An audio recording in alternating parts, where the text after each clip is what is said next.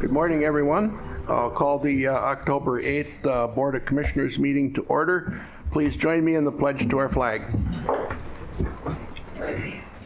I pledge allegiance to the flag of the United States of America and to the republic for which it stands, one nation, under God, indivisible, with liberty and justice for all.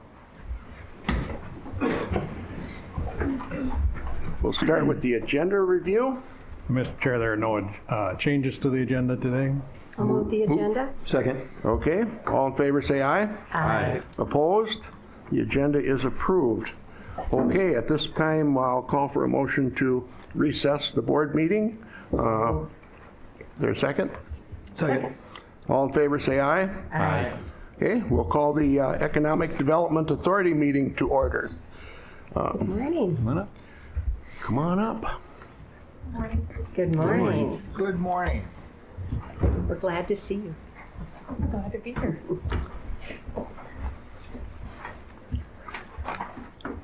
Good morning, members of the EDA. Before you this morning is...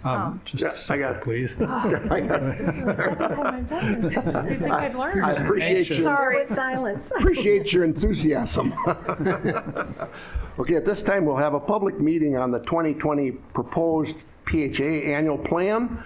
The plan addresses the mission, goals, and objectives, updates to the 5-year plan, and capital fund information, in addition to other items. This hearing provides an opportunity for citizens to submit comments and recommendations on the proposed plan in a public setting. Okay, Kristen is here to give a brief update of the plan and address the questions as needed. Kristen. Mr. Chair, may I just interrupt? We probably should do the agenda review and minutes first as well. That's right. Sorry Okay, about that. yes. Move the agenda. Okay, is there a second? Second. Okay, all in favor say aye. Aye. Opposed? The agenda is approved. I'll move the minutes. Okay, is there a second? Second. Okay, any discussion?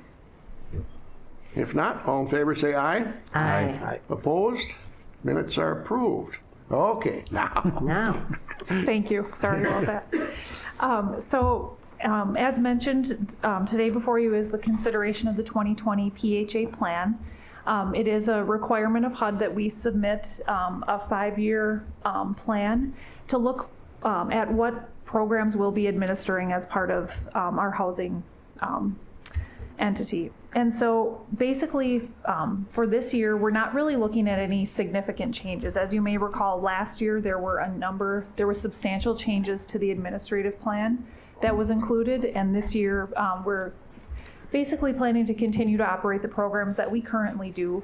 It is also mentioned that we will continue to evaluate the repositioning of public housing, and that does continue to proceed with the consulting firm that we're working with.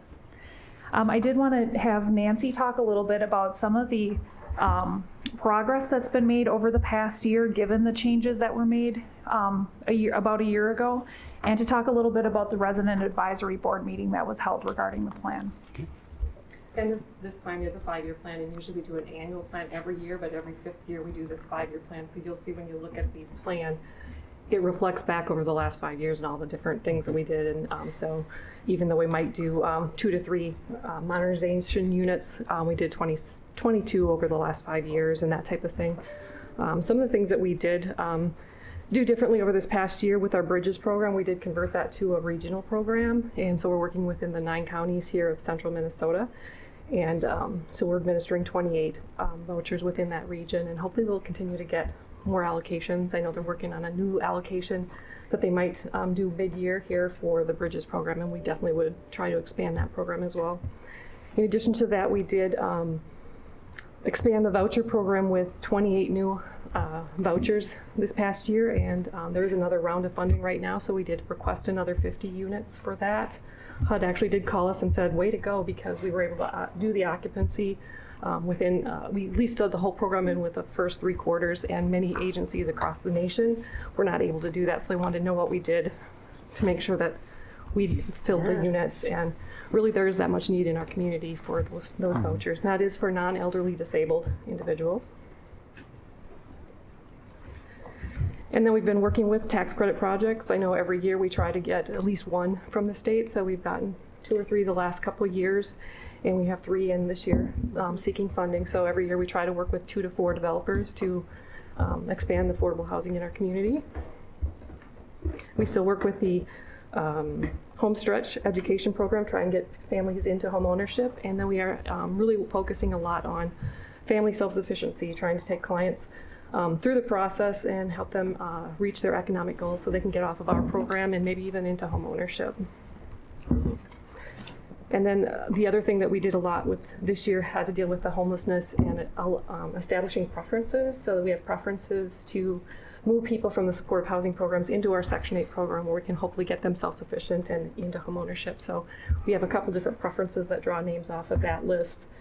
And the coordinated entry list, which is the homeless list, we've been able to take about 20% more homeless people into our program than we have in other years just because of the efforts that we've been doing with that coordinated entry list. So we're really working hard to make sure that that system works, and hopefully we can try to make sure homelessness is rare, brief, and non-reoccurring in our community.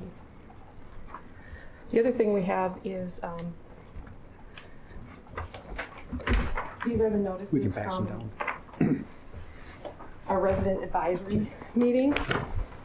So we had about 7 families or households that came to the meeting to talk with us, just to look at our plan, to see what we've accomplished over the last number of years and what we want to do in the future. And families were very appreciative, again, of having the opportunity to use these programs. The home ownership was a really big item. Everyone wanted to talk about home ownership. They're interested in it. They may not be able to do it right this moment, but they want to know how to do it. So we're definitely working with them on that and looking at that home stretch education to give them ideas what kind of houses they can buy. Can they buy a new house? Can they buy a used, affordable, good quality home in our community? So we're sharing that with them, and then looking at that financial education to help them not only buy a house, but then to manage that house and self-sufficiency. Mr. Chair, is it pretty normal that most people, when they're purchasing their first home, that the bank or somebody makes them go through a home stretch?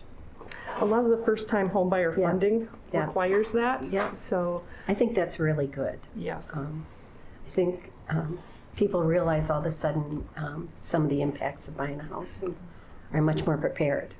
Right, and they get to talk to the different providers in the process. So they have inspectors, realtors, bankers, lenders, insurance agents all coming to those meetings. Yeah. So even though they can do it online, the education program, we really encourage them, come to this because you get this manual. That's what the $30 is for, is this huge thick manual, and then you get to talk to all these experts. And they'll tell you far more than you'll get from a video, or even sometimes going through the process. You don't have time to sit and talk to them. Where here you have 8 hours of their undivided attention, and they'll share all the quirks about the program that they think you need to know before you go ahead. And the video is relatively new, the last 5 years or something, or online. I agree. If you can be in person, it's a much better Right, training. But definitely. it also gives some people access that wouldn't have access. Yes, yes. Thank you. Okay. Anything else? I don't think we have anything to add. It is a public hearing, and so I think we can answer any questions, or if you're ready to open the hearing, we can step. Okay. Sounds good. Well, thank you. At this time, I will invite the public for any comment. Anyone wishing to comment on the proposed plan may do so now. If you wish to comment, please step forward to the podium, state your name and address for the record. Is there anyone that would like to comment to the proposed plan?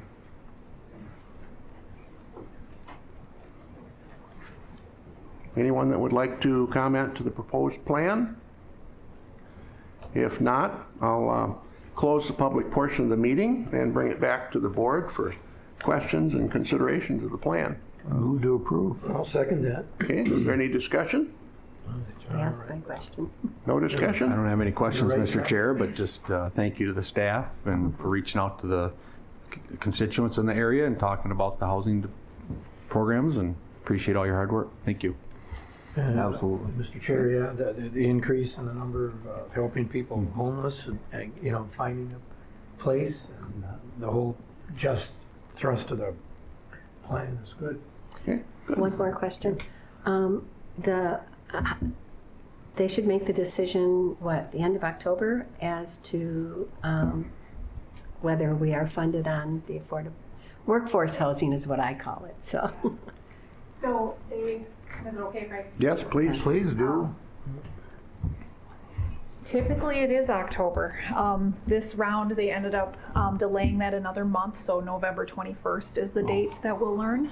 It is hard. It's a long wait already, and so it did get extended this round. But by the end of November, we'll know the outcome of those tax credit applications. And the end of October was late. Right. The applications are due in early June, Yeah. so it does take quite a long time. And I think part of that is to do with the fact that so many applications are received. And they're very, there's a lot that goes into those applications. So they told us in either right before or right after the deadline that the award wouldn't happen until a month later than normal. Okay. Thank you. Okay. Any other questions or comments? If not, all in favor say aye. Aye. Opposed? Plan is approved. Okay? Thank you. Thank you. Thank you both. Yes. Want to move on to the contract award? Yes. All right. So we are asking for your consideration of an award of a contract to replace a housing unit, a public housing unit in Lake Crystal that was severely damaged by fire. And that the entire replacement is covered by insurance less our $5,000 deductible. We did put this out for bid, and it was difficult obtaining competitive bids just because contractors are very, very busy right now. But we were able to come to an agreement and get enough of a competitive bid from the perspective of the insurance company to be approved to move forward. So we're asking for the board's approval to move forward with the contract with Ron Bishop Construction to reconstruct 1 Colwyn Way in Lake Crystal. And the not to exceed amount of the contract is $192,877.73. Okay. Have a motion to approve? I'll move that. Okay, is there a second? Second? Is there any discussion? Just a question, so the people who live there, will they move back in then, or? The unit, thankfully, was actually vacant at the time that the fire started, and so it would be a new household who will be moving in once the unit is ready for occupancy. But thankfully, the unit was not occupied when the fire happened. Yeah. Did they determine at one point what the cause of it? It is still under investigation by the State Fire Marshal's office. How large was this house? I believe it was a 2-bedroom. I believe so as well. And I'm sorry that I don't know that exactly, but I believe it's a 2-bedroom unit. The square footage of the house is on the smaller side. To be honest, the price came in higher than we initially had thought. However, we also had to take into consideration that all the materials from the demolition, the hauling expense of removal and where they had to go was also fairly significant. So that So that was factored. part of this too, is the demolition. That is correct. So we're not just talking about building a new home, we're talking about Demolishing one. demolishing the old one. You're Which is makes a world of difference, just took my answer away. okay. Thank you. Okay, any other questions? Okay, if not, all in favor say aye. Aye. Opposed? It is approved. Okay, thank you. Thank you, ladies. Thank you. Okay, there's no other business to conduct. Entertain a motion to adjourn. Adjourn. Motion adjourned. Second. Okay, all in favor say aye. Aye. Opposed? We are adjourned. Okay, let's I'll call the Board of Commissioners meeting back to order, and we will continue on with the County Ditch 5 repair public hearing. Morning, Craig. Morning, Craig. Morning, Craig. Good morning, young man.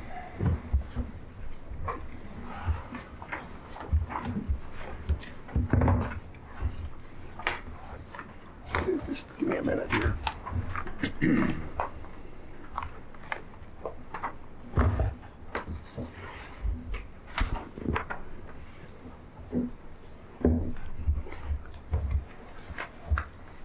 Okay, I'll call the County Ditch 5 meeting to order. If you're in attendance, please sign the sheet in the back of the room if you haven't done so already. And we will start with the judicial documents and notices.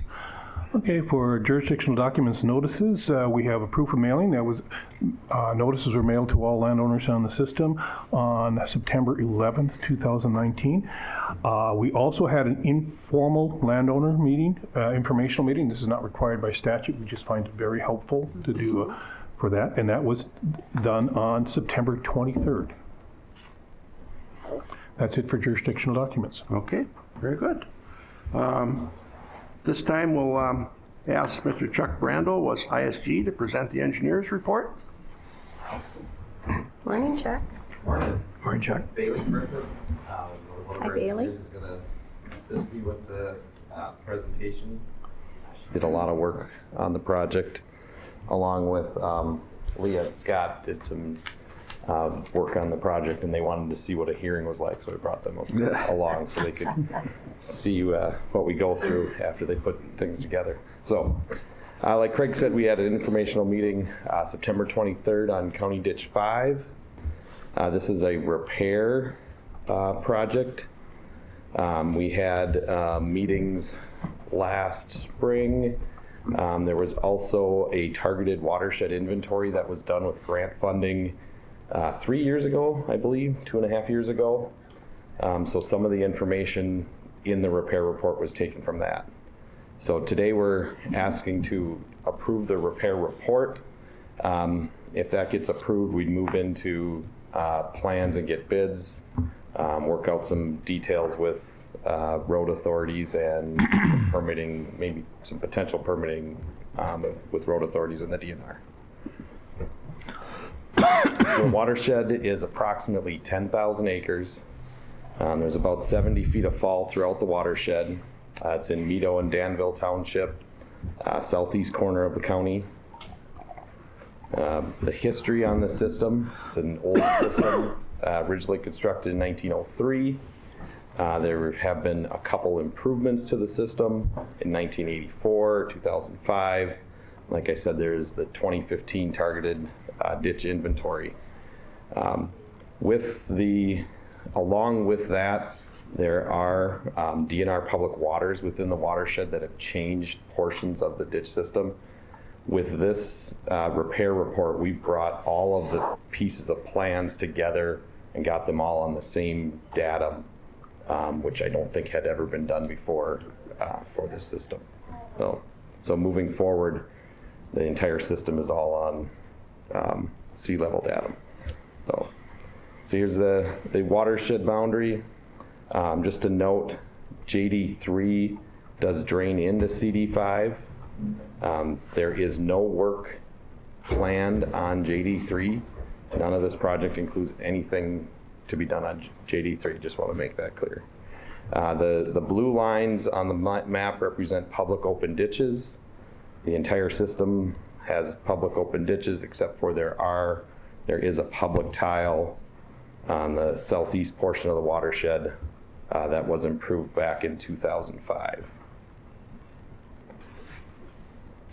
Go ahead. So we flew the drone on the system to get an idea of what the conditions were out there. So here are some photos that we got from the drone video. This is the outlet that drains into the Little Cobb River. And then this is the crossing directly, the last crossing to the system, so the outlet, showing some restrictions at the outlet. There's also some areas where there's sloughing, causing flow restrictions and sediment accumulation and vegetation growth within the channel. There's also trees along the buffer area and also within the channel of the open ditch, and some crossings that are in poor condition, as well as filled with sediment and need to be cleaned. There are also many wetland areas, like Chuck mentioned. There's some public waters on this system. So there is a wetland that's on Open Ditch Lateral 2. This was has a weir that's located right around here. That weir was constructed as part of the 2005 improvement project and negotiations with the DNR. It's currently on DNR property. Landowners have asked to move the weir because it has been very ineffective. The water has gone around it. It's been repaired a couple times. They've asked to move it to a different location. We had a meeting with the DNR about a month ago and we talked about all of their public waters within the watershed. They did not have any issue moving the weir as long as we got some more information from landowners. There's one landowner that we need to contact yet to see if they have any tile draining into a portion of the ditch behind the weir. We don't think they do. So we would be asking to tentatively approve moving the weir as long as we make sure that there's no other tile coming into the watershed. What that would do is actually increase some of the storage behind the weir, and we move it to a location that's more easily accessible and easily maintainable. So it would be off the DNR property. So we would just make sure we get a permit from the DNR to take the other weir out and move it, but it'd be at the same elevation. And then there's two other public water, Rob's Marsh, which is on Branch 1, and Pix Marsh, which is the farthest upstream on the main open ditch. And so here are the locations. Rob's Marsh on Branch 1, Pix Marsh, and then the lateral 2 weir is located on the DNR land in this area. And like I stated, we did meet with the DNR, went over the plan, had all of their feedback was good. We're not doing any work within their public waterways except for removing some trees along the open ditch and moving the weir, which would not affect their wetland negatively. The weir would be set at the same elevation. So. Yeah, so since we're not doing any work in the public waters, we don't anticipate any permits needed, except for the weir, possibly. Yeah. We also looked at each crossing within the open ditch. There's 23 culvert crossings with roads, driveways, and field crossings. We calculated the drainage coefficients for each crossing. The recommended drainage coefficient for open ditches is 1 inch per day, so draining 1 inch of rainfall within 24 hours. Looking at those, we decided that certain ones needed to be replaced to get that capacity to the recommended drainage coefficient. Some of the culverts were not constructed at legal grade also. A couple of them were 2 feet high. One of the crossings on Township 329, we are gonna do some additional analysis to see if it qualifies for bridge funding or not. The culvert is rather short. There's been some erosion on it, and it's a couple feet higher than legal grade. So we're gonna look at some additional work potentially on that culvert. So this is an overall map of all the repairs that we're proposing to do. The areas that are lined in pink on the open ditch are the areas that will be doing open ditch cleaning. So anywhere that it's blue, there will be no cleaning done. We also have areas noted for slough repairs and tree removals. And then we also propose to do some alternative side inlets, which is a best management practice to replace a typical side inlet, which allows for some storage on the landscape so we size them to allow for drainage within 48 hours, so it slowly drains down. And it also allows for sedimentation, so there's a water quality benefit to that as well. There's also potential funding for the alternative side inlets through GBRBA or the SWCD. I believe most of the side inlets that we've put in the last 2 years have had at least 75% cost share. So that would be something that we would apply for as part of the project also. And then this is the proposed culvert replacements that we have as of now. So the orange indicate the ones that we're planning on replacing. And Chuck mentioned due to inadequate capacity, if they're at the wrong elevation and need to be lowered, or just if they're in poor condition and deteriorating. And just to note, County Road 14 was just reconstructed. The Drainage Authority worked with Public Works, and those culverts are all at legal grade and the proper capacity that were reconstructed with that project.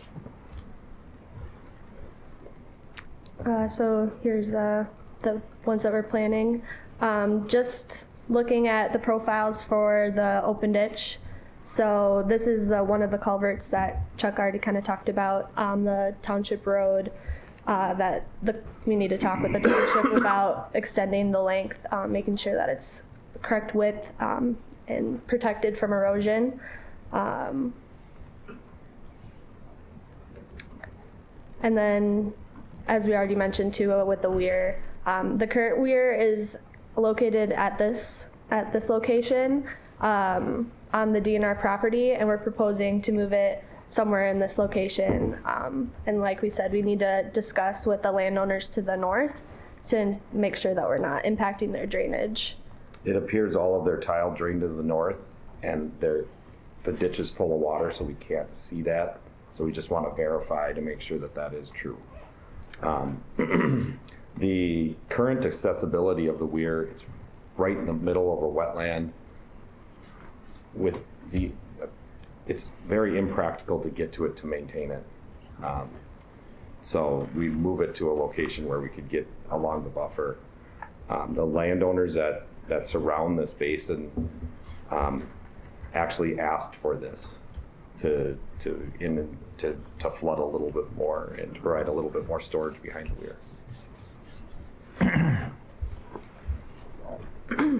So here are some additional profiles of some of the repairs that we're conducting on each branch of Open Ditch. We did go over a lot of this in detail with landowners. We also played the drone video with landowners to show where there's problems, what things look like. I think that was very insightful that they could see kind of from the air where the ditch had problems and where it didn't have problems. So.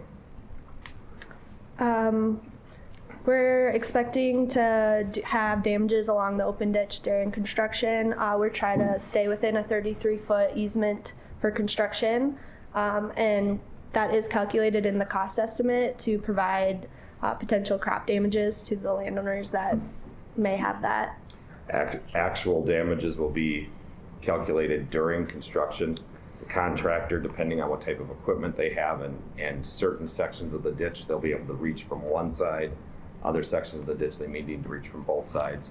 So where we've somewhat overestimated the easements needed, but when we're all said and done, we'll have actual damages. Most of the work will occur in the one rod buffer that was obtained, but for access, construction equipment, and safety, typically they need about 33 feet to work along the open ditch. So for the repairs that are proposed with the CD5 repair, open ditch repairs are estimated to be $804,000 approximately. In addition, we're looking at $157,000 approximately for the culvert crossing repairs, which for the repairs will come to be $1,051,481. You don't need to cover that. And this was kind of already mentioned. We did a multi-purpose drainage plan in 2015 with grant funding, which we've included in this report and provided to landowners to see some areas where they might be able to implement some of these practices. And included in this project, we're doing alternative side inlets, which is a multi-benefit practice. Many of the wetlands that were drained 100 years ago Some of them have been restored. That's thus the number of DNR public waters within the watershed. So a lot of those wetlands have already been restored. The 2005 improvement, we put in the weir on DNR land. So a lot of the areas that you typically see on an MDM plan for potential wetland restorations have already been done in the watershed. So we recommend that the project is cost effective, it's practical, it's feasible, that you approve the repair report, and that we would work with the road authorities and the DNR on final permitting and move the project for bidding and construction. Okay. Thank you. Board have any questions? I don't at this time. Okay. Thank Very you. good. Thank you. Thanks, Jeff. Okay. At this time, I'll open the public comment portion of the meeting. If you'd like to comment, please come to the podium, state your name. Is there anyone that would like to speak? Please come to the podium. Yes, come on up. Jack Ziegler. I'm in Section 4 Danville. I'm the landowner where they're trying to put that weir. The reason I'm pushing for it, prior to 2005, before they cleaned that ditch to the northeast, it was a private ditch, now it's the county, where they put that weir in at the DNR land. Well, the first year that weir kind of washed out, but I took pictures before that where that water came in from the east and the open ditch to the west where them two meet together and go north. It was like chocolate milk coming in from that open ditch, and where it was running through my slough and the DNR slough, it was like drinking water. Oh, wow. So that water was slow enough that the sediments were settling out. So that's one of our push, to get that reestablished. Plus our land, our slough land has been, the water level's been lowered, because of the ditch cleaning. That we got trees and weeds growing out in our sloughs now. Before it was cattails and stuff, so we want to try to establish that again. I thought this would be a good way to give you guys a holding pond, plus give you cleaner water. So, Sounds positive. Yes, thank you for your comments. Thank you. 'Cause right now I used to plant a food plot down there, but no, I can't because, because all these heavy rains and stuff, my land's been flooding anyway, so I figured I must keep it flooded all the time, so. Great. That'll be good. And I bring the ducks and the geese back. Right now, there's not enough water for them, Yep. so. Perfect. So I'm all for it, the weir, and Great. I think it'll benefit a lot of stuff, so. Yeah. Well, thank you. Thank you. Appreciate that. Thank you. Any other comments, or anyone else that would like to comment?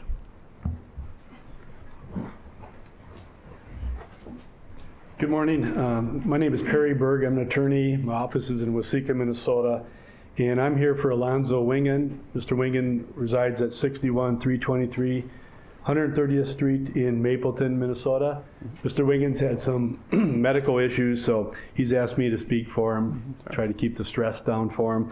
Because of those medical issues, too, he hasn't been able to participate in all of the informational meetings and such that has gone on regarding County Ditch number 5.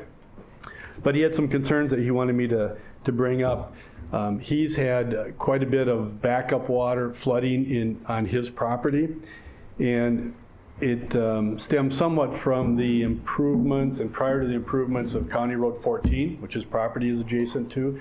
They have replaced the culverts under that road, and he believes there was an 18-inch tile that ran adjacent to the road on the west side, I believe, has been now replaced with a 15-inch tile. But he asked prior to that improvement for that culvert situation to be looked at and to be improved for his property, and that was ignored, so we've got an ongoing issue there. The other things he's concerned about, he hasn't met with anybody. My understanding is nobody's talked to him as far as the contractors or the proposals on a landowner meeting to hear what his concerns are. He doesn't even know where the dirt's going to be taken from the ditch and where it's going to be placed, or which side of the ditch, how that's going to affect his drainage. He's concerned about the removal of trees on the property. Somebody has already gone out and sprayed trees, and he thought that would be related to this ditch improvement. I have talked to Mr. Austin prior to the meeting today which I appreciate. He did give me some answers. But Mr. Wingen wants the board to hear what his concerns are also. But he's lost 11 full mature evergreen trees that somebody sprayed. And there's also been some beans in that same area that were oversprayed and killed. Now, Mr. Wingen doesn't farm it himself, he rents it out, but there's some damages there to his trees and to his crop from somebody.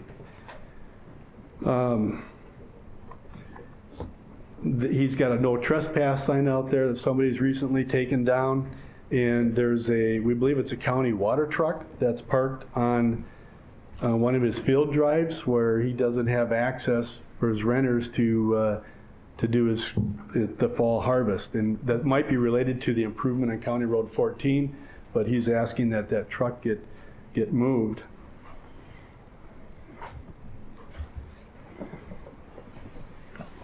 So those are the main concerns that Mr. Wingen has, and he would like the opportunity to, before any work is done, to meet with somebody one-on-one and get his questions answered. And as I said, he still feels that he has significant backup water problems related to, more related to the County Road 14 improvement. Anybody have any questions? Very good.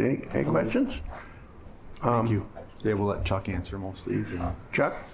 I could answer a couple of them. Right. I'd gladly go out and meet you guys and talk about the repair project and go over that. As to the location of spoils, because we don't have the project bid and we don't have a contractor on board, typically we work with the contractor and say, what side do you plan to clean from? If a landowner has a desire for us to work from one side to the other, as long as it's not construction prohibitive, we typically will do that. So, as to the trees, from a ditch maintenance perspective, anything in the side slopes or in the buffer, we typically remove any trees in those areas. That's been a standard. I don't know if Craig wants to comment on that or not, but that's been a standard for most drainage authorities in Blue Earth County. So, Would you be able to meet with them and show them which trees are going to be removed? yes, yep, we have them labeled on the plans, but yeah, we could definitely meet on site and show the ones that would be planned to be removed. And if there are some that desire to be saved, as long as we don't feel that they're not potentially going to affect the ditch, we could work with the contractor on it, or with the landowner on that. So. Okay. Very good. Do you have anything to add to that, Craig? Or? As far as spraying the trees, I don't know, we did do some spraying in 2018. That wouldn't affect the beans because that was over a year ago. Sure. Spring of 2018 was the last time we did spraying. We did spray some trees that were within, actually in the downslope and right on the edge, actually affecting the downslope of the ditch. So those are sprayed, and we did that on the whole entire length of County Ditch 5 in spring of 2018. Very good. Thank you. Can I add one more? If you've got a few minutes after the meeting, I do have a detailed plan set that shows the trees to be removed. Yep, we'll meet afterward. Just wanted to note that. Very good. Thank you. Sounds positive. Anything else? Thank you for your comments, sir. Anything else? Okay. Is there anyone else that would? Mr. Chair, Yeah. if it would be all right, maybe we could call on Ryan, because he knows a little bit about the culvert going underneath the highway, which is a different item from this, but I think it might be worth just addressing it briefly. Then maybe we can connect Ryan with the attorney afterwards also. Yes. Good. Thank you. Thought, yes. So the drainage revisions that were made on the County State Highway 14 project between the Public Works Engineering staff were closely coordinated with the County Ditch Manager's office to ensure that we were meeting the ditch manager's requirements for the project, knowing that we had connections to private and public drainage ditches. The culvert that's in question, we did receive a letter from Mr. Wingen's attorney. We responded, and we did provide documentation proving that the culvert we removed was indeed a 15-inch culvert. We have a file full of photographs of it, as well as little tape measurements on the end of that culvert from our construction inspection staff. It was fairly damaged, somewhere between 12 and 15 inch, so we upsized it to the 15 inch to ensure that we were providing the maximum drainage that was meeting existing conditions. We have a significant level of documentation for this. We had several staff verify the size of the culvert, so I have no doubt in my mind that what was replaced was in kind with what was there previously. Thank you, Ryan. I think that's helpful you. for the board. And then one other question about the truck parked on the, somewhere, you might have been with somebody else, but there's a truck parked somewhere, a water truck, that they think's maybe a construction truck or on one of the field approaches, it's blocking his. Oh, I'm renters sorry, I from didn't hear getting that, there, but so could have maybe you could been just check on that. with You the just check on construction that. project, they would have a water truck for watering the aggregate base or the shoulders. We can check with our staff, and Yeah. make sure we're not blocking. Make any sure it's not access, blocking things like that. Do Yep. you know if it's still blocking that? Is the truck still there? Yeah. I got a picture of it. All right, But I'm sure it's a we'll have Mathis Ryan. construction truck. They're the contractor on the project, so, yep. I'll send We'll get an email to the assistant engineer to have him contact their project manager. It blocks my drive, so the guy, you can't get in there Yep, with a combine, okay, and it's been there for about 3 weeks. okay. No, right. all we gotta do is reach out to him. We'll have him get him. And I would like it removed, if the renter would like to, Yep. combine. Absolutely. Absolutely. All you gotta do is let us know, and we'll take care of it. Thank you, Ryan. Yep. Very good. Thank you. Any other public comment? If there's no other public comment, I'll close the public portion of the meeting, bring it back to the board for action. Move to approve. Second? Okay, is there any discussion? If there's no discussion, all in favor say aye. Aye. Opposed? It's carried. Thank you, everybody. Thank you. Thanks. Thank you. Can we take 5? Yes. Just to break this up. I 5 wanna minutes speak with break. some people. You ready, buddy? Okay, we'll call the meeting back to order. We've Public Works, Ryan? Good morning, Commissioners. Good morning, Ryan. How's everybody today? Wonderful. The sun's out. We're just putting you to no work right snow before yet, you the even have sun's to go to out. work today, aren't we?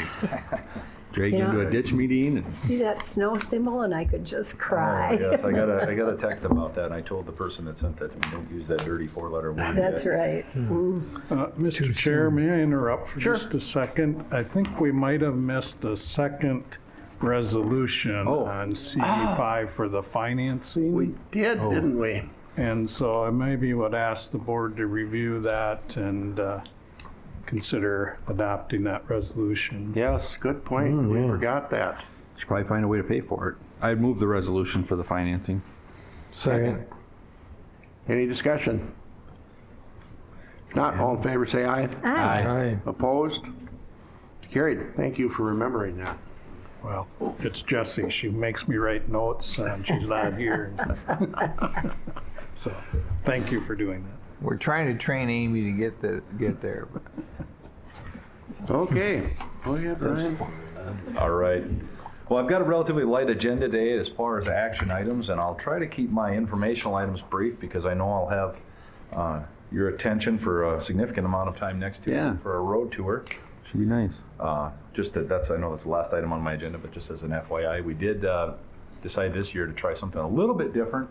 We got a Vine transit bus that we're going to use for the road tour, so it should give us a little bit more space, and we're able to rent that a little bit more than the conventional van, but it offers quite a bit more space, and I think convenient ingress and egress and a way to support the transit operation. So kind of excited to see how that turns out for us.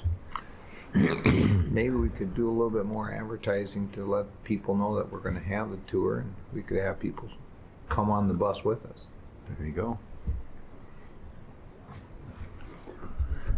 So we would have extra space. I know if the meteors or county attorneys, Mr. McDermott's planning on attending as well. So we've got space for additional folks if needed. The first order of business is final contract acceptance of state aid project 07599-033 and 034.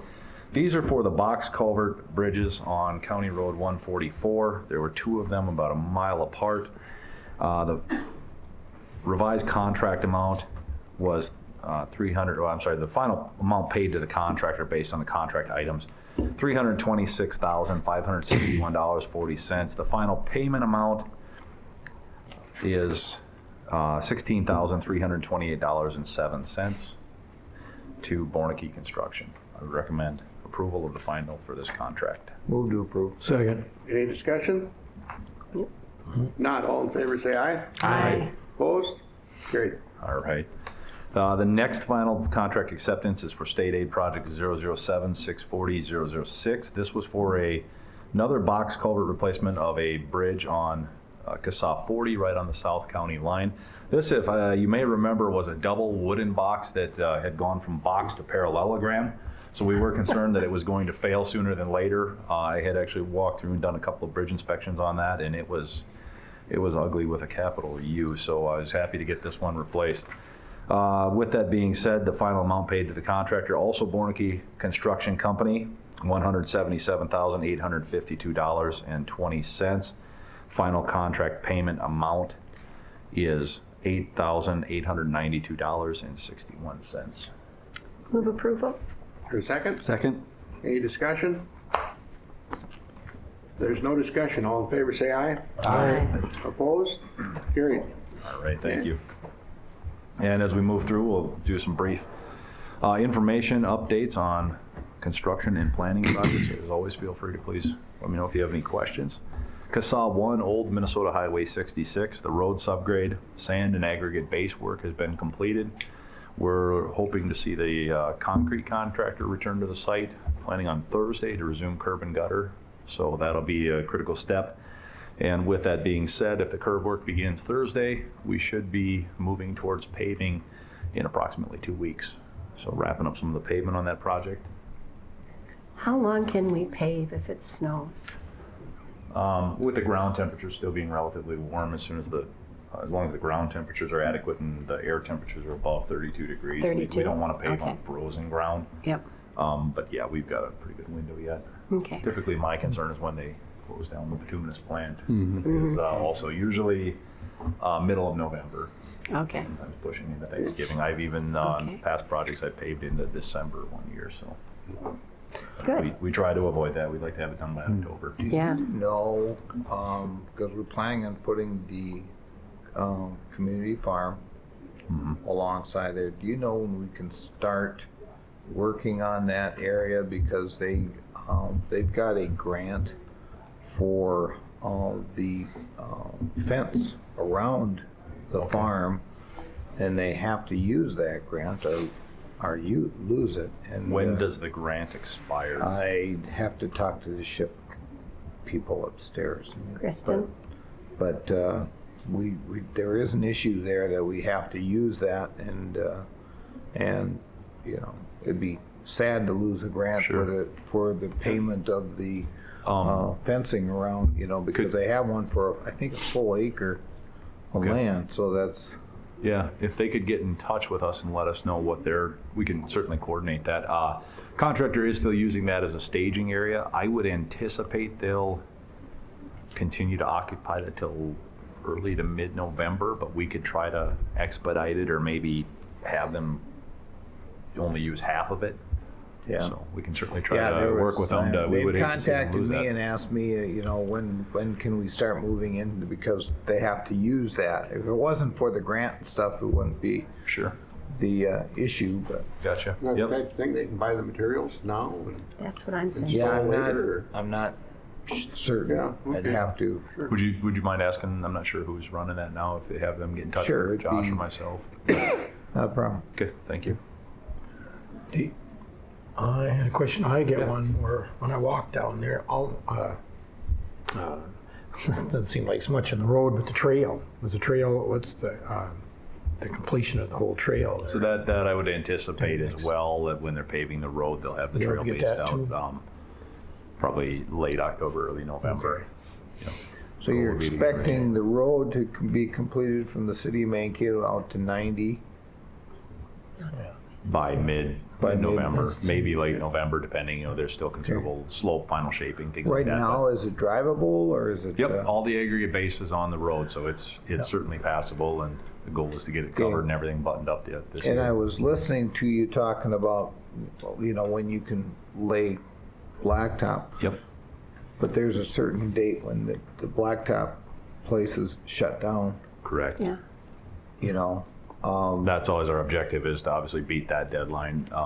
And it'll be dependent on the workload that they have, knowing if they've got a project like ours. But again, the base is effectively ready to pave. That's why the curb and gutter. So as soon as the curb reaches its ideal strength for cure, so that we're not going to damage it by paving against it and running the vibratory compactors, they'll be ready to pave. So that's why we're anticipating approximately 2 weeks, just because of the amount of curb work that has to be completed, and then the final tolerancing of the gravel before paving. But as long as we don't get consistently wet streak, we should be in pretty good shape. Okay. But it's not open now. Correct.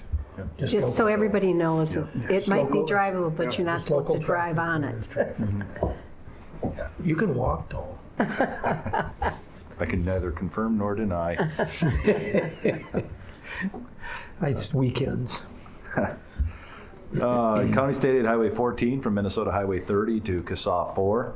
The paving was completed yesterday. They moved right into working on the aggregate shouldering and the aggregate driveways. So that's coming around really nicely.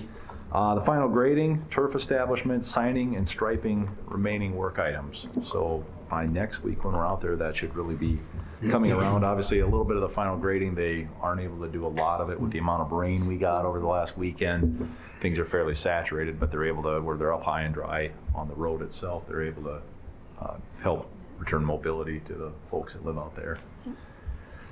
So that's moving along well. The Rapidan Dam left abutment repairs. The wall resurfacing has began at the bottom. They've basically got the 2 bottom walls completed. We are looking at some slight design revisions to the anchors that are going in, modifying the design slightly to facilitate the conditions that we're finding. And then one of the bigger coordination items has also been the electrical feed into the dam is not as much for running the powerhouse. They're able to run a generator to supply the needs, but the electrical generation that's taking place, they're going to have a period where they shut down, and instead of relocating all the electrical lines, which was going to be extremely expensive, we actually were able to analyze it with the dam operator and determine that we could actually encase their existing conduits in the concrete and somewhat bury them in the concrete and save a considerable amount of money and continue on with our work. So the 2 lowest vertical walls are completed, which is basically makes the work even with the top of the powerhouse, so they're working their way up, and that'll be one of our stops next Tuesday to go out and take a peek at the dam. Kern Bridge removal and salvage, the project pre-construction meeting is tomorrow, so we should have a better grasp of the contractor's proposed schedule after that. The structural engineering drawings and analysis are going to be the next critical step, as well as shoring up the southeast abutment for the bridge at the bearing location. They will have to provide us with structural engineering plans for their rigging of the bridge, as well as their plan for picking the bridge. So they've got 2 different engineering firms that are going to do an initial analysis and then a follow-up peer review, we would call it. And then that'll come for the county and for our structural engineer to also review. So we want to ensure that that's done very cautiously and as much as we can do to ensure the historic value of that bridge. Mr. Can Chair, damage.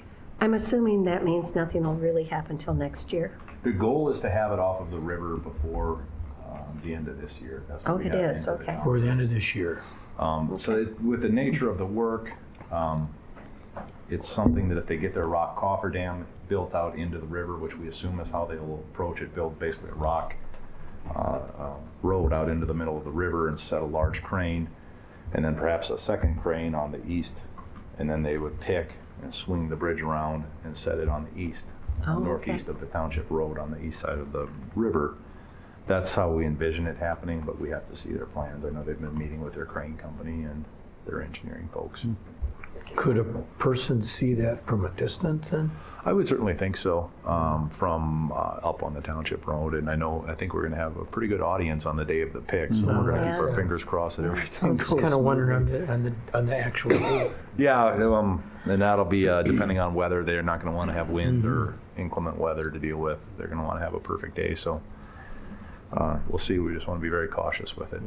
And if they get that southeastern abutment rigged and protected from failure, then that buys us more time if it were to perhaps trickle into the spring. But I think they want to be out of the river before the water levels rise next spring is the goal. Very good. Boy, the river's high now, though. I It mean, is. I can't believe it. Yeah. And then our St. Clair shop, the project is progressing very well. The exterior is wrapped in steel. The interior is wrapped near completion. The final plumbing, electrical, HVAC, and as well as the paving and concrete work outside of the building. But I think we're tracking for mid to late October completion on that. Nice. So that's another one of our stops next Tuesday. So I'm excited. It's looking really good. I've been over there several times. Absolutely. It's been a great project and it'll be really nice when it's all said and done. Planning projects update, CASA 10 from the Blue Earth River to CASA 1. The right-of-way acquisition is progressing well. It's very time-consuming with the limited right-of-way staff, singular, that we have and the number of land owners and parcels that we have on that long of a project. So it's taken Jack some time and he's very patient and very good approach in dealing with the landowners. So it's progressing well. We're nearing completion on it. I hesitate to give you a date on when we'll have all of the right-of-way because it's that human factor, but I think we're at a position where we should be able to probably wrap that up for the most part and move towards 27 fairly soon within the next month or so. Plans are basically sitting on the shelf ready to go to MnDOT, but we like to have all of our right-of-way comments because Jack will bring minor changes in to facilitate some of the landowners' requests. And when we can fit them in, we like to try to do that. CASA 27 from 17 to 2. 60% plans have been submitted to the county. We reviewed and we provided our comments back, so they're now moving towards the 90% mark. And we also had completed the archaeological and wetland investigations. Did not find anything with the archaeological investigations, which was a good preemptive step. So that's ready for review by the different permitting agencies. And then the right-of-way and utility relocation meetings should begin again within the next month or so. So progressing as well. 57 and Riverfront Drive roundabout interchange at US Highway 14. Our primary objective there is we've been working with our project team of Bolton and Mink as the consultant design engineers, City of Mankato and MnDOT. And our biggest challenge has been trying to get a consensus on the roundabout geometry with not only the MnDOT District 7 staff, but also their GDSU, which is their Geometric Design Support Unit, who have to review and approve all roundabouts. They're up in the central office, as well as their bike and ped staff have commenting ability. So it's a fairly cumbersome process to work through the full trunk highway review. But we're muddling through it and making steps forward. CASA 41, the bridge replacement project, we just got the 60% plans from our consultant Stonebrook. And they are also working on the project memorandum, so that's tracking for completion later this year, which is a federal requirement because we are utilizing federal bridge replacement on that project. So we are tracking for construction next spring on that project as well. And then, as just a reminder, we have our road tour next Tuesday, October 15th, beginning at 9 a.m. It's gonna be a party. We'll pick you up here. Thank you. Thank you. Any Thanks, questions Ryan. for Ryan? I just have one question, Mr. Chair. What was the time frame on the 57 roundabout? 2021. One. Okay, that's what I thought. Yep. Well, Thank you. just another question, Yep. which I think I know the answer to, but I might be, they'll be like single lane traffic there. They won't close the whole intersection. For the 57 Yeah, interchange? yeah.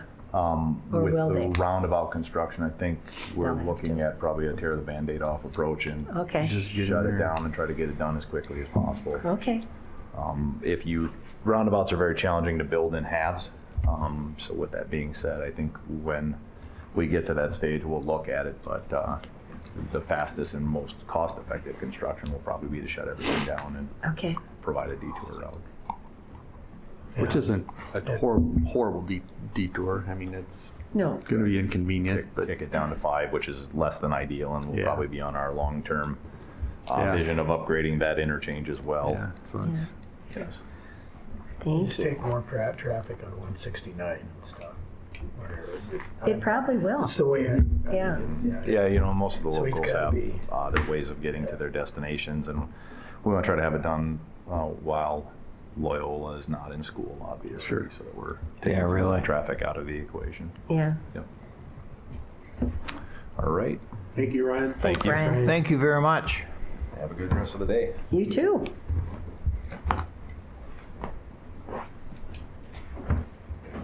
Okay, we'll move on. To Pat?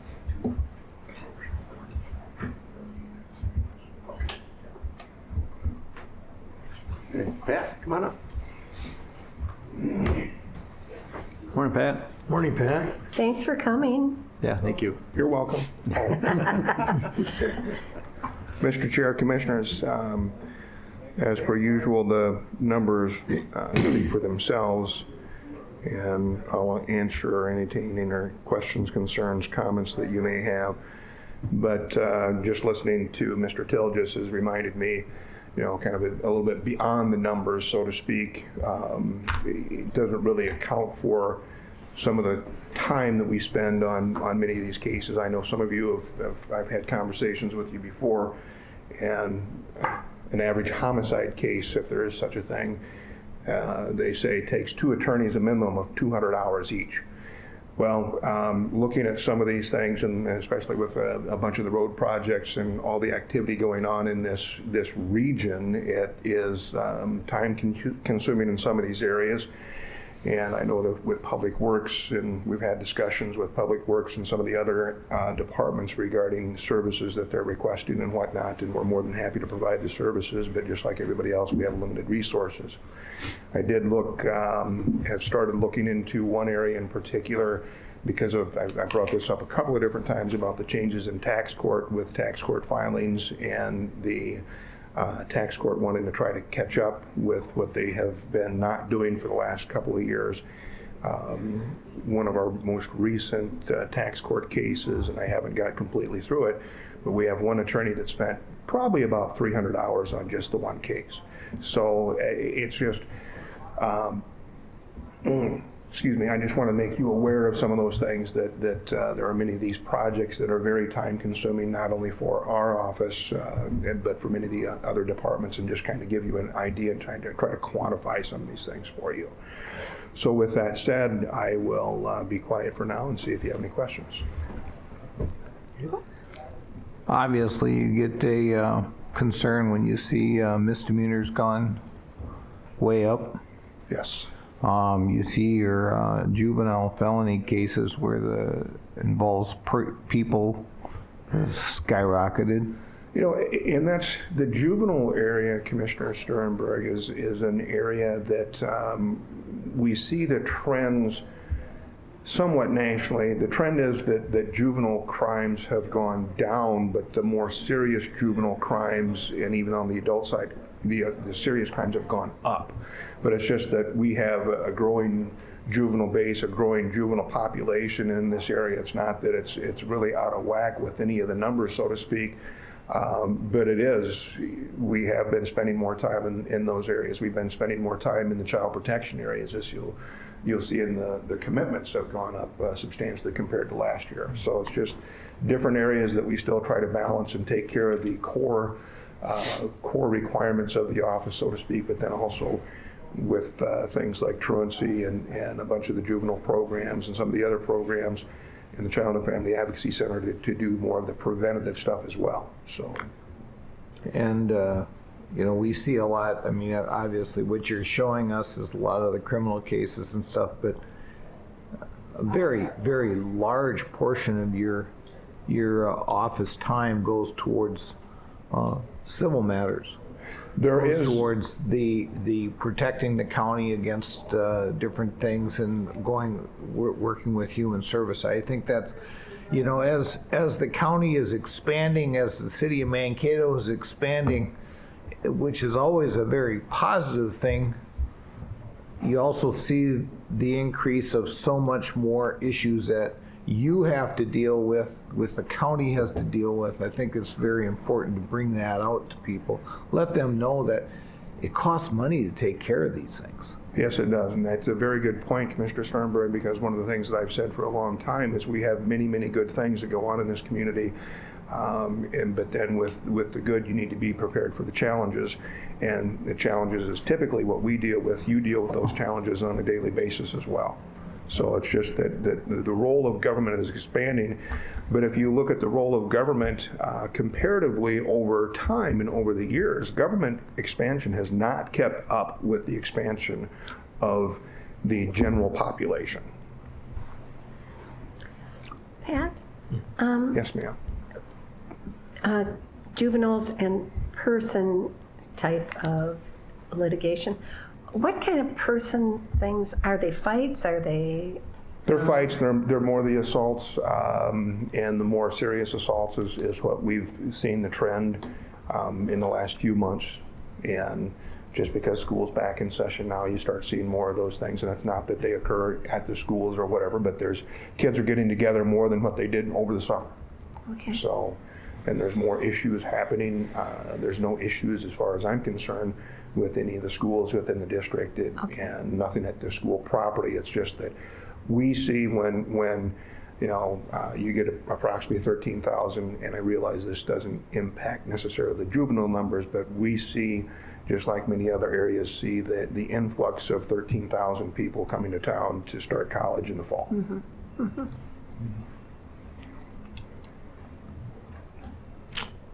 Thank you very much. Yeah. Thank you, Pat. Thanks, Thank Pat. you. Thanks, Pat. Thanks, Pat. Okay, let's move on to administrative services. Mr. Chair and Commissioners, the first item is the county board minutes for September 24th, which is at your packet number 5. I'll move approval. Second. Any discussion? All in favor, say aye. Aye. Opposed? They are approved. Next up are the bills for the weeks indicated. I'll move the bills. Second. Any discussion? No. There's no discussion? All in favor, say aye. Aye.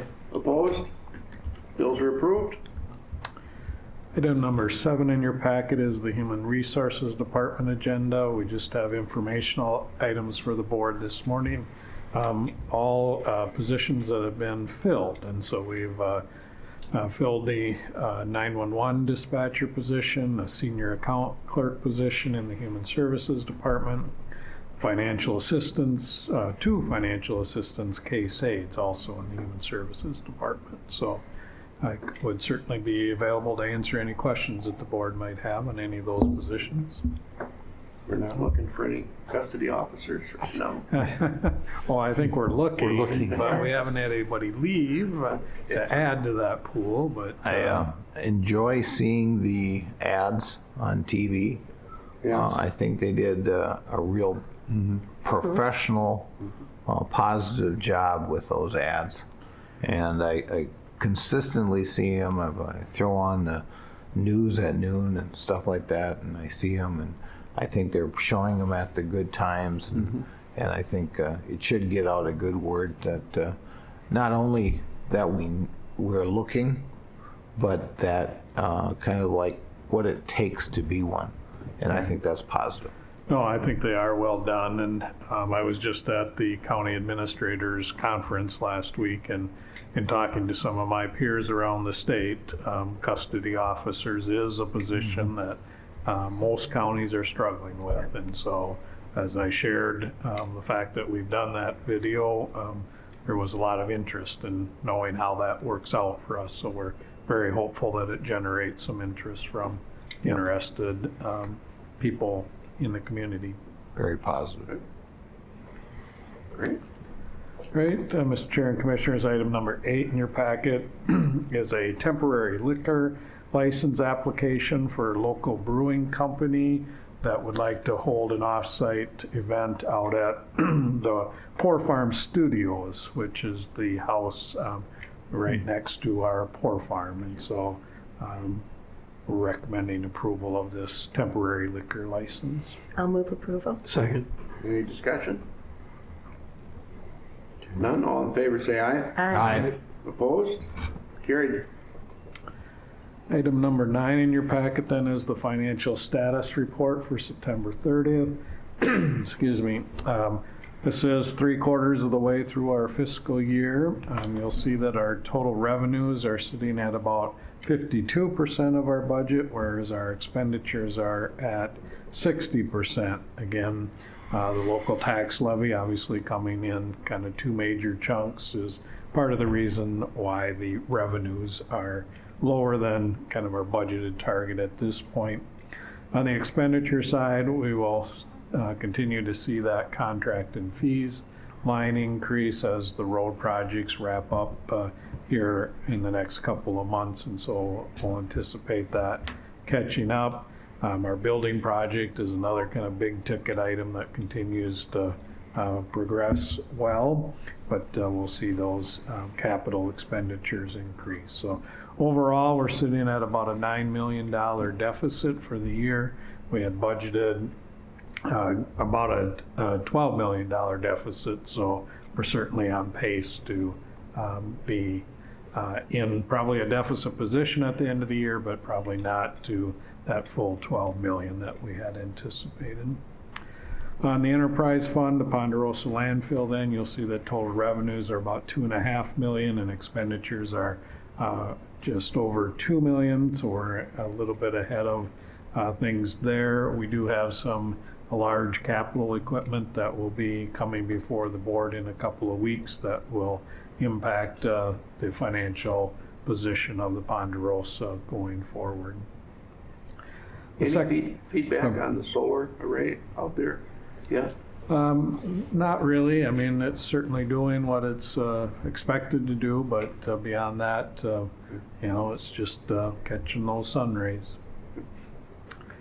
The second page then shows our cash and investment balance. You'll see that our total county funds sit at just under 111 million, down quite a bit from a year ago, which again reflects that deficit that I just spoke about. Overall, though, we're sitting in good position.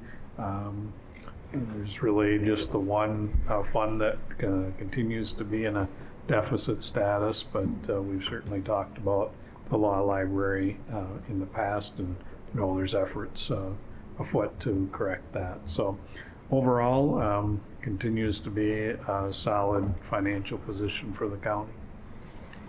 Mr. Chair? Yes. I just want to say it's really nice when you can have your property taxes taken out of your checking account. I got the email the other day from taxpayer, it's not Taxpayer Services anymore. What's the new name?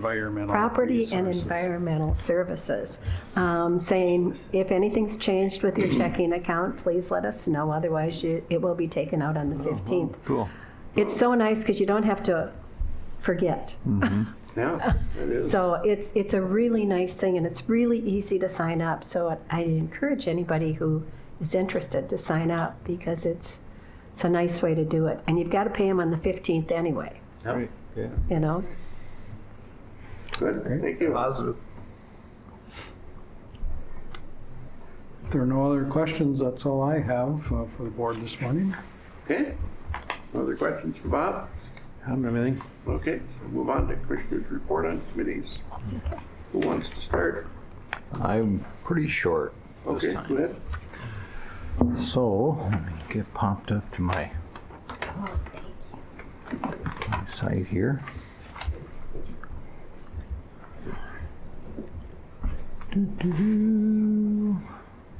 All right. On the day after our last board meeting, I drove up to Nisswa for a MACAC conference.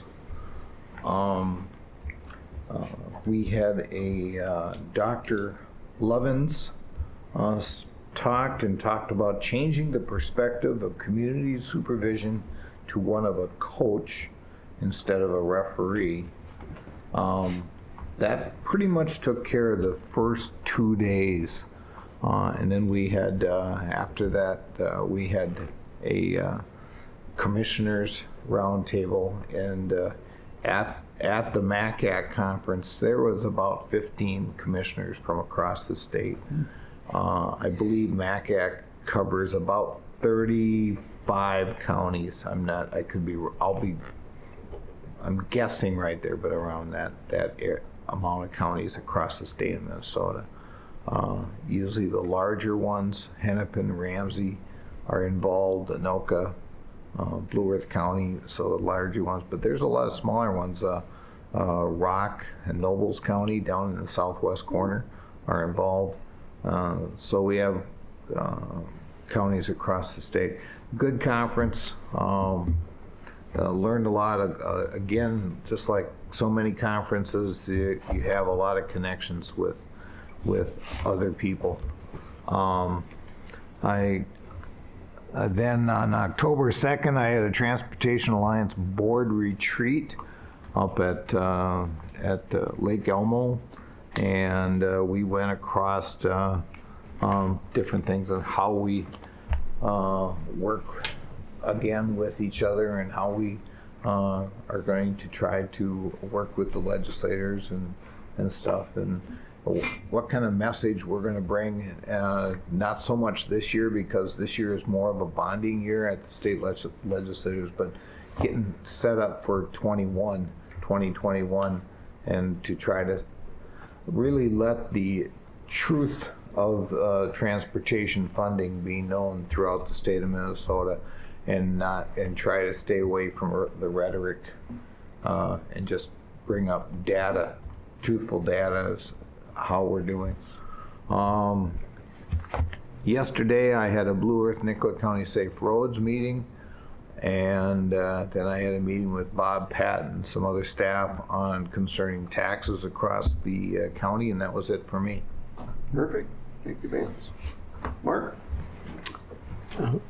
Geez, it might be me almost a little longer than yours. That's good. Okay, Friday the 27th, did go to the Public Utilities Commission hearing up in St. Paul on the Mankato Energy Center, the old Calpine Southern Power plant that Xcel was trying to acquire. Interesting, I had never really been to the PUC board meetings before, and John Tumala, of course, was up there. You could talk to him, not supposed to be tween, but just talked to him a little bit briefly that he knew I was there anyway. Of course it went down 6-0. Yeah, it's an interesting, because they're very regulated, and they're always looking at to make sure the commission is making sure that the ratepayers aren't disadvantaged, and I just came across with some bigger, broader understanding, because obviously Xcel has to do something, but they can't keep the coal plants going, or own them, so and they have to find the right mix. So I'm not sure where it all ends up, but they are obviously going back to the drawing board to figure it out what they're going to do, Xcel. But very interesting. Then I did have that the afternoon, Partners for Affordable Housing. We had our grand opening of our homeless shelter, the Union Street Place in St. Peter. And if you don't know where that is, if you came in from Mankato, it's at that corner where the Loggers Chrysler is, and what is it, McDonald's. That you just swing in there, and then it's just a block behind, adjacent to it. But we have 7 rooms there, safe, comfortable rooms for people that need shelter, and mainly at this point it's women with children, or in that regard, or you get male if they're married, but there's no there isn't any just for men or anything like that. And it's there's several other rooms that are just rented to people, so sort of like an extra income that we get out of it. It's interesting because in some ways it's kind of neat to have where they have their own separate room. There's common areas in it we'll have for cooking food and all that, because obviously it was a motel, so there's an office to it. So if you could always go by and look at it. We had a good crowd there, and trying to get people from St. Peter more involved, because it is St. Peter, and of course the United Way helps us a bit with that too. Then we did have a strategic planning for our Partners for Affordable Housing Board on that Saturday. That went till 2-3 o'clock in the afternoon. So we're strategery worked over. Nobody remembers. Who said strategery? former president, that's all I'll say, strategery. What's the strategery thing? Anyway, it was very worthwhile. Then we did have our department heads on October 2nd. That concludes my I'll have to report. ask Siri what strategery means, but It was talking about strategic planning at the point. I won't name, yeah. I know which one it was. You know what president it was, yeah. Actually, I kind of like that word. Yeah. What's the strategery thing? Can you spell it? Yeah. G-R-Y at the end. Kip? After our last board meeting, we were out to the Rapidan Dam for lunch, which was always a good time. And then I had my emergency communication board. It's not much going on right there. We haven't met for a couple sessions, but we just had a couple updates on some grants and some funding going on. As you all know, with that board was put together mostly just to handle the grants and the funding and trying to run that stuff through the system. So it's not as many grants coming down now, but we still have some training stuff we deal with. And then that evening we had our emergency management or EMS meeting, and things are going really well there.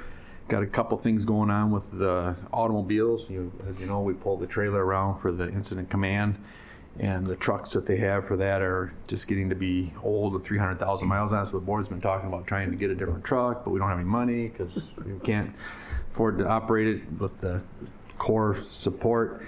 And turns out we have a seatbelt grant is deteriorating. The money's going down. And people aren't using, they're using their seatbelts, which is a good thing. Yeah. And we're still trying to get a piece of the distracted driving money. We got a lobbyist up there that's trying to get some permanent funding for us. But until then, we're just having a hard time dealing with our day-to-day expenses. So at the end of the day, we ended up getting a 2016 van from the seatbelt, not the seatbelt grant, but the child safety seat grant that we administer through EMS. And Sheila does that. Well, someone had a van that doesn't get the grant anymore, so they had this van, and they said that they could have it if they wanted it. They have to insure it and maintain it, but it will be large enough to pull the trailer and the pieces they need to move. So it kind of took care of our problem. Oh, wow. So sometimes when you do just sit around and try to figure out how to pay for something good happens. So that was pretty exciting. I mean, it's not going to be the ideal situation, but they have one old truck that'll work in the bad weather, but this van should work just fine. So, but those are the types of things they deal with. You know, they're not only are they trying to train all of our departments and our ambulances in a 9-county area, but they also have to find a way to get the equipment out and deal with that stuff. So Mark and his crew are doing a good job there. I was also at department head. We had a good update, several items on the agenda. And then yesterday I had my MRCI meeting in the afternoon. A lot of discussion about logistics and buildings and just things going on with downsizing of MRCI. So we've got a 5-year plan together, and the next 6 to 8 months we will have a lot of discussion on the future of what we're going to use for buildings and where we're going to move. So just a lot of moving parts. Had a long discussion about how do we get and retain good employees, as we all have.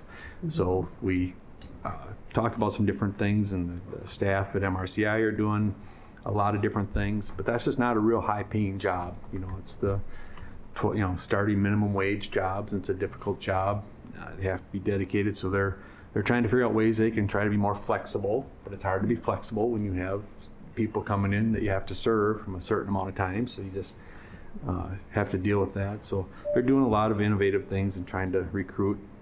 Right now I think we're down 47 people, 37 of them in the metro area, so 10 in our other areas. So they got a big campaign trying to find more people.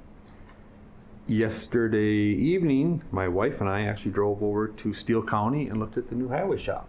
Mr. Forsberg sent us all an invitation, and it just worked out that I got done with our MRCI meeting early enough to get over there. So got a tour of their facility. My interest obviously was, what are we going to do here in Blue Earth County? So it was nice to see the new facility. It's not nearly as big as ours. They only got about 350 miles of road and not nearly as many engineering staff, but the operation would probably be half or maybe even a little less than half what we need to operate here, but it was about $10 million.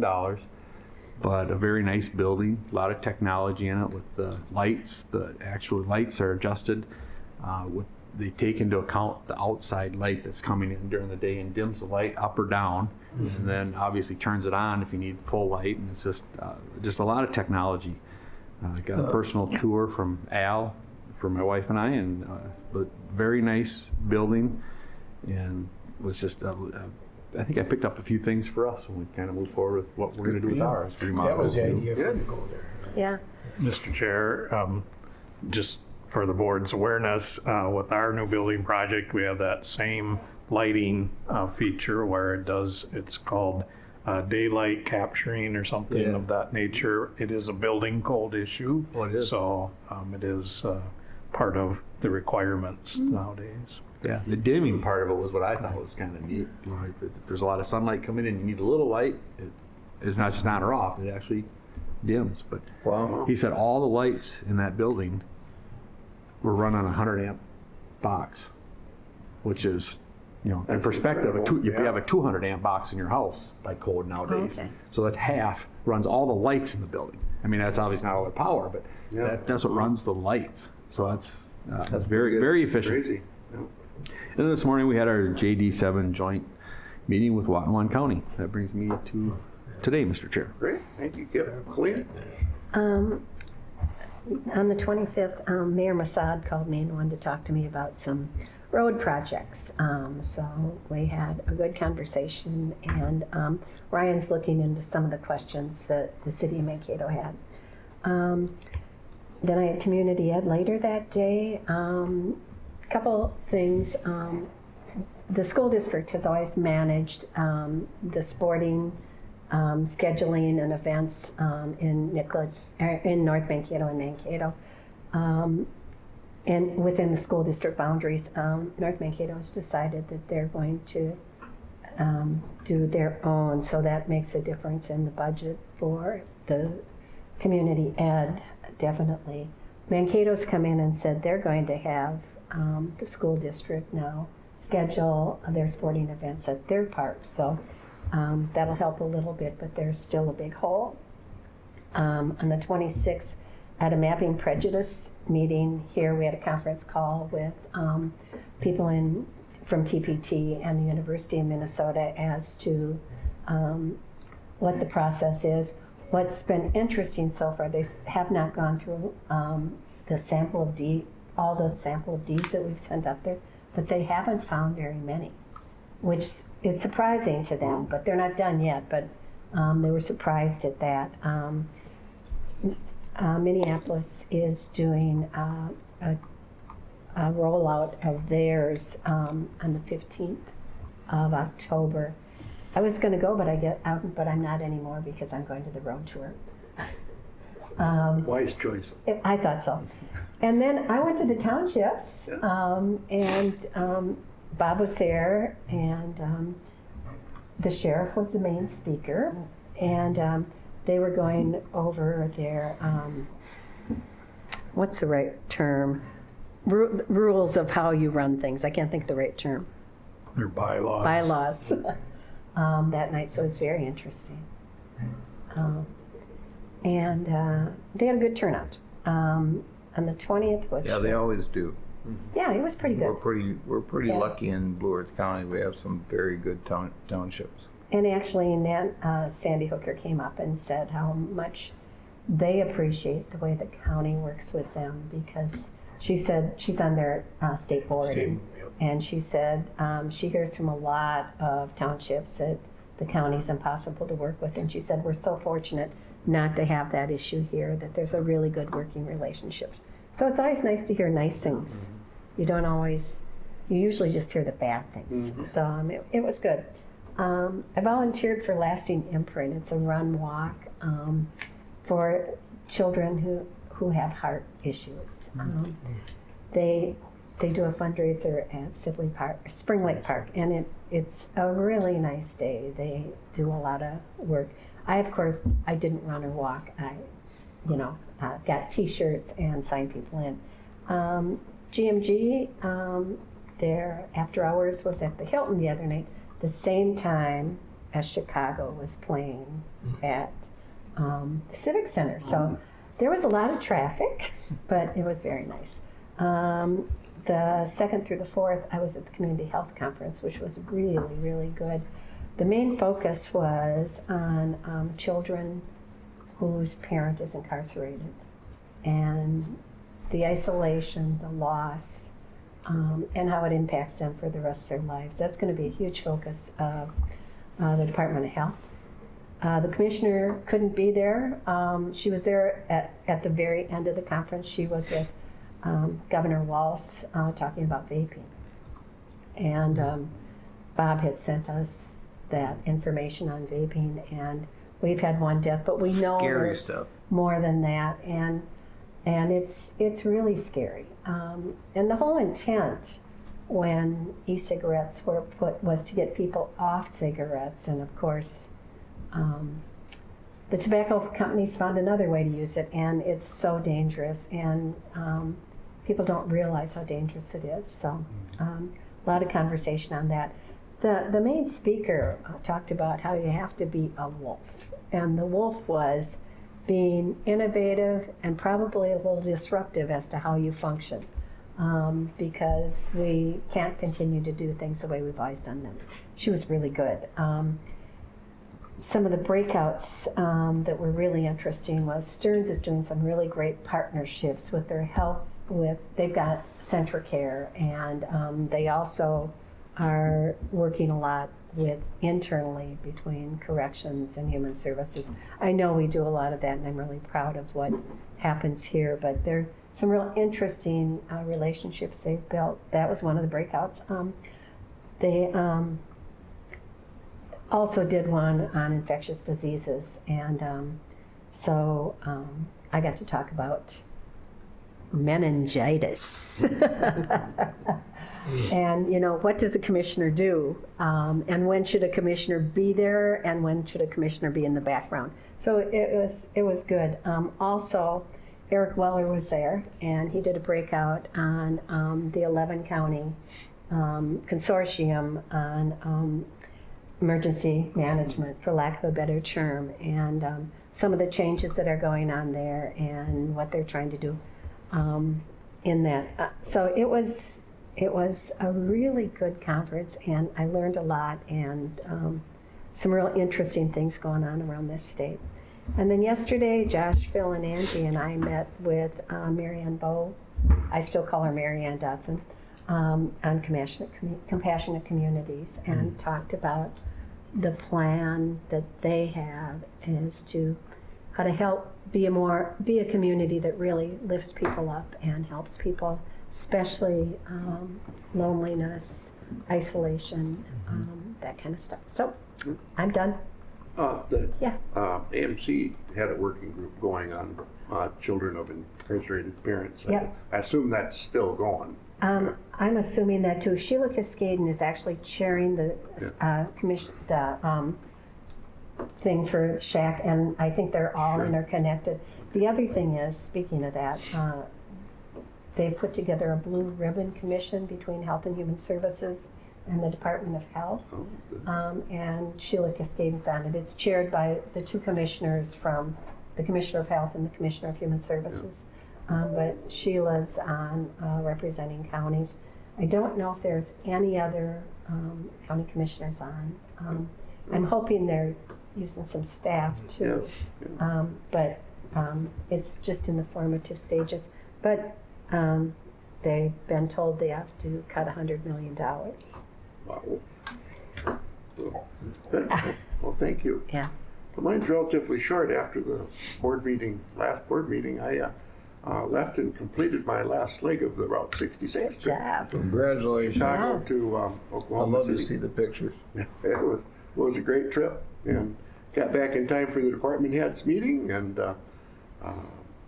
Bob and I met yesterday, and then this morning we had the JD7 meeting with Watonwan County. So that completes my report. Great. So, Mr. Chair, can I just forgot to mention one thing? We have our Whose Line Is It Anyways in Mankato that MRCI is putting on. Oh. This is the second time they did it, so they take 10 people from the community, and there's a list of names out there on the MRCI page, but Dave Schoof is one of them, and But they take 10 people and they just kind of do like that, whose line is it anyways, with Drew Carey, was that who did that? But I think so, yeah. my wife and I went last year. This is Friday, November 15th, and it was entertaining. I'm not sure if I'm gonna be able to make it this year, but the tables are filling up fast, and you can just buy a ticket to get in and support MRCI and have a little fun. But it's all improv, and they just kind of ask questions, and it's fun to watch if that's the type of thing you like. But they fill it up. They do really well. It's one of our primary fundraisers. It kind of took the place of that go-kart race that we used to have. But it raises a pretty good chunk of money. So. Do they have the audience involved too, or is it strictly on Nope, stage? it's pretty much on stage. You don't have to worry too much about that. Yeah. No eye contact, you know? No, they keep pretty much the 10 people that are volunteering to do this, and they team up with the people that come from the cities. It's a group that comes out of the cities and puts it on. But it's fun to watch, and especially if you know someone up there. Yeah. There's several people that were local last year, but it'll be a lot of fun. So go on the webpage. You might know somebody that's going to be on there. There was a lot of North Mankato council member Oaks is going to be on. Cassandra is going to be on there, and I just don't remember the other name. So so it should be a lot of fun. So thank you. So is that Mr. Chair. downtown too? At the Civic Center. I'm sorry. Yeah, at the Grand Hall, which is really a neat area. Last year was the first time I was in that area since they built it. So as a entertainment, but very nice venue. Yeah. Well, good. If there's nothing else, I'd entertain a motion to recess to Uncle Albert's in Eagle Lake. So moved. Second. All in favor? Aye. We're recessed. Thank you, everyone. Thank you.